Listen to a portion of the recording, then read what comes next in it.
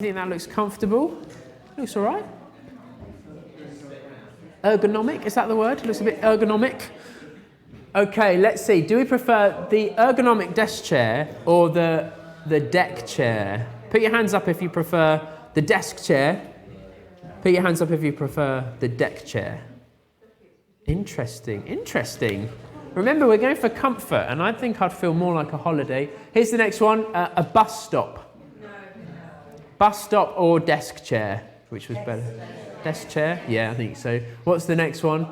Ooh, look at that sofa. Look at that, vast. A vast sofa or a desk chair. Put your hands up for the desk chair. Put your hands up for the sofa. Look at that, everyone. Okay, what's next? A bench in a park. Maybe it's a lovely sunny day, it's outside. A day like yesterday. Put your hands up if you prefer the sofa. Put your hands up if you prefer the bench.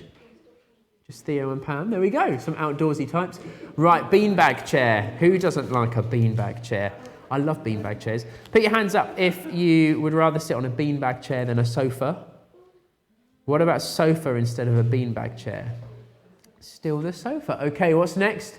A stool with a random baby on it.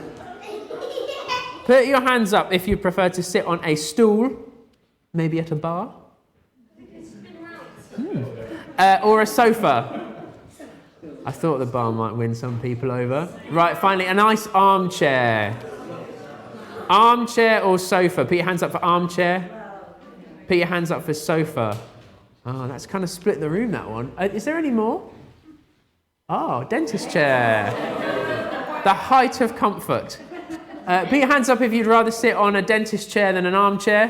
Without the dentist. Without the dentist. They are actually quite comfortable without the dentist. Fair point. Put your hands up if you prefer an armchair. The nice thing about dentists is if you go in the waiting room, they might have an armchair. You sit in the armchair for a bit, then go to the dentist chair. It's great. Is there any more? I can't remember how many I put. No. Great. We can just leave that verse up. I'm sorry for doing that right at the start of the service because you're going to feel very fidgety now on your little grey clanky chairs for the rest of the morning. And it's only going to get worse because today I want to think about comfort and being comfy. I love being comfortable. I think everybody does. We live to be comfortable, don't we? So think about it. What do your parents say when you try on new shoes at the shoe shop? Do they say, are they expensive? Have you tried them? Are they expensive? No. Do they say, are they a good colour? No. They usually say, are they comfortable? Don't they? They say, try them on. Are these shoes comfortable? Or what's your favourite day of the week? Isn't it the one where you don't have to get up early and go into school or work? The one that you can do anything you like in the morning and in the afternoon. Anything you like to make you feel comfortable. Isn't that the best day of the week? Saturday. Or how do you know who your best friends are? How do you know which are the people you most belong with? They're the ones you feel most comfortable to be around, aren't they? We live for comfort. We work so hard. Your parents work really hard to earn money so that we can buy things that make us comfortable, like a roof over our heads, or gas and electricity to heat our home and cook our meals, petrol so that we can easily get to places that we want to be. The reason that these things are really important is because they help us to live comfortably. It's why IKEA throws and Ugg boots and heated car seats all exist as well. I always feel slightly ashamed when I see John or Pam come in on a Sunday morning. They dress so nicely, don't they? They dress up so smart. Whenever you see photos from the past, the men used to shave every day and wear suits and ties and carry a briefcase. Nowadays, look at me. I'm a state. We wear baggy jumpers. I don't wear yoga pants, but some people wear yoga pants. Some people wear those weird shoes that look like gloves for feet. Have you seen those? It's all about comfort, isn't it? Nobody's wearing those glove shoes because they look good. So it must be for comfort. We live for comfort. And I think that makes absolute sense. I think it makes absolute sense when you think about the God who made us. The Bible calls God the God of all comfort. And he designed every single one of us and made each of us to be comfortable and to be in a comfortable place with him. So just like a car that's designed to drive, loves to drive, we live for comfort because that's what God made us for. Well, we've seen that God designed and made us and wants us to be comforted. And in the last song, we sang, "It is well with my soul." Isn't that what true comfort is? When no matter what's going on outside and no matter what the world throws at us, all is well in our soul. That's what it would be like to be really comfortable. But something is always in the way of that, isn't it? Just like William couldn't get to sleep because Theo was always making noise or throwing water in his face. There's always something in the way of us being truly comforted. So whether it's work or difficult relationships or government or bad news or bad health or indigestion or interruptions or other people or bullies or unwanted feelings and emotions, there's so many different ways that our comfort in this world can be interrupted. I read an article last week and the headline was this: My job, COVID has made it impossible to switch off. Does that sound familiar? You've all been on high alert for years now. Every free moment has been flooded with anxious thoughts about germs and now price hikes and wars and invasions. And I said before the song why I think this is. I think that it's because we look for the wrong kind of comfort in the wrong kind of place. I look for comfort in the strangest places. I know I do. The places, then, things and people that I go to for comfort are so strange. I seem to try and get comfort from things that can disappear like that. So days off, well, they come to an end. And money, well, it gets spent. And food and drink, they run out and close. They get holes in. And youth and fitness and strength, they fade away. And friends move away. And holidays get cancelled. Relationships break up and health deteriorates.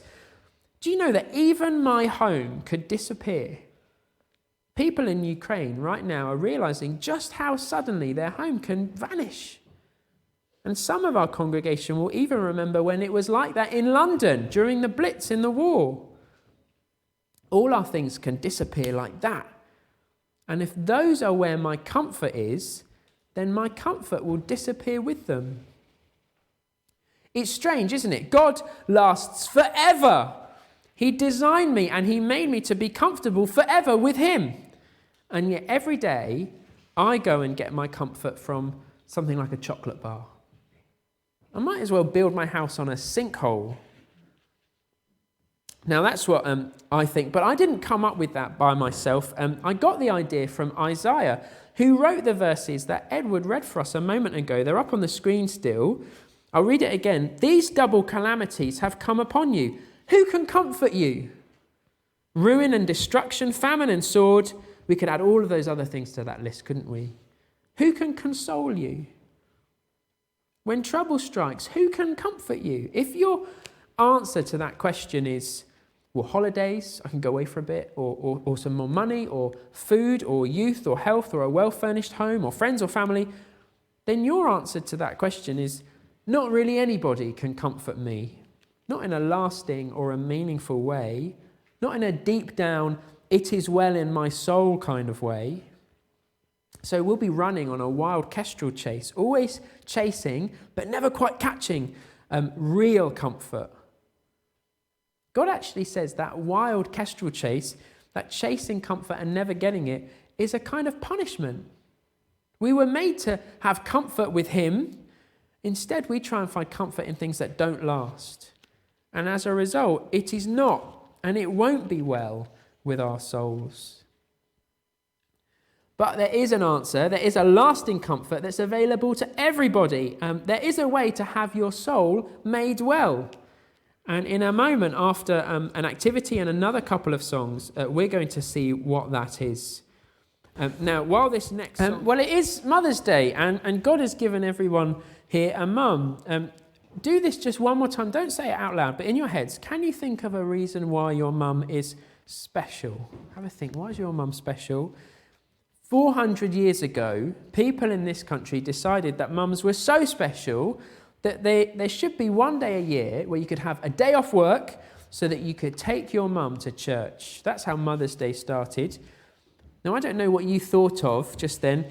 When you thought about your mum being special, I'm sure there was all kinds of things. Maybe it's helping you with your homework. Maybe it's cooking delicious food. Maybe she's someone who has lots of fun with you. Maybe she's someone who's really patient. I'm sure there's loads of different things we could say. I think mums are special because they're often really good at comforting us. And actually, I think, just like with the flower craft, we thought about this, I think God gave us mums to help comfort us.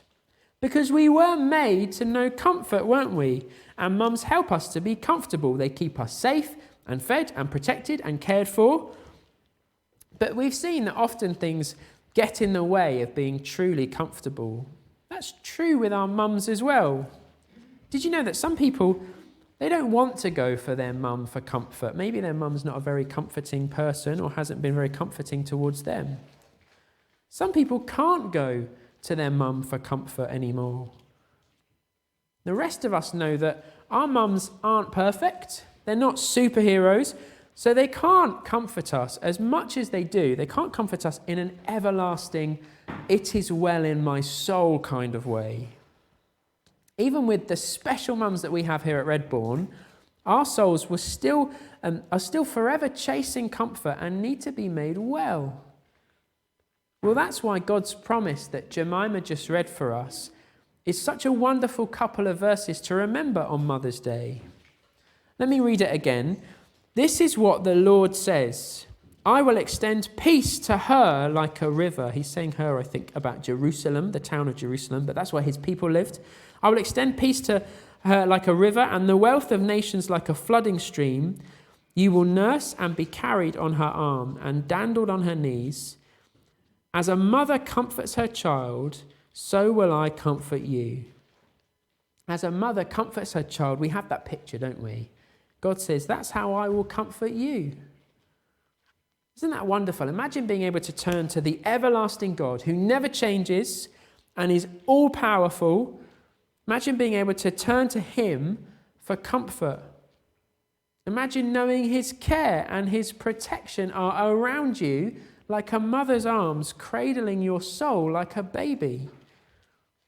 Well, if that was true, you really could say, couldn't you, it is well with my soul.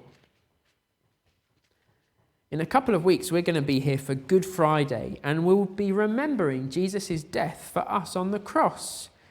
Now, there are many wonderful things we could say about that, but one of them is this. Jesus' death brings us back into God's family. We're going to sing about that in a moment. But we're going to have the words for God's great family pop up on the screen. We're just going to read them for a moment first. It says, when the Father, that's God, when he's the Father of all creation, when he made us to be comfortable with him, but he knew we'd run from him and his comfort. He knew that we'd try and find our comfort elsewhere in holidays and days off and relationships and chocolate bars. That's one of the ways of describing that word sin that pops up there as well.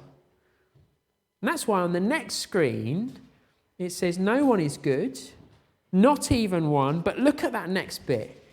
God can make us daughters and sons because Jesus paid the price. Jesus offered up his life so we could be part of God's great family. Now, being in God's great family, it doesn't suddenly mean that we don't have things to worry about. We still have work, we still have stress, we still need days off and chocolate. But it also means having brothers and sisters in the church. So Christ Church Redbourne, the people here in this building, is just a big family. And being in God's great family also means having God as our Father in heaven, and that's a wonderful thing. And Isaiah would add something else this morning. Isaiah says being in God's great family also means knowing God's mother-like comfort now and forever. Why don't we sing this song, God's Great Family, and then we'll have a prayer in a moment.